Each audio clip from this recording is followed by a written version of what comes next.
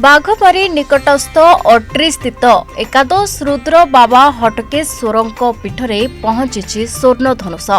यह प्रथमे राउरकेला हनुमान बाटिकारु बाहरी राज्यर विभिन्न प्रसिद्ध पीठ मानकरे परिक्रमा करी आज बेगुनिया बोलगड़र युवनेता मानस बेहेरा नेतृत्व में बाबा हटकेश्वर पीठरे पहुंची मकर मेला चलुथिबारु हजार हजार श्रद्धालु भक्त एही स्वर्ण धनुष देखिबार सुजोग पाइबा सह आशीष भिक्षा करथिले।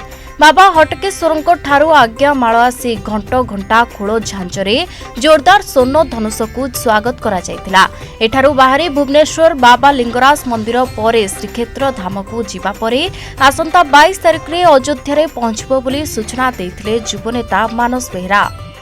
समस्त को नमस्कार। जय बाबा हटकेश्वर।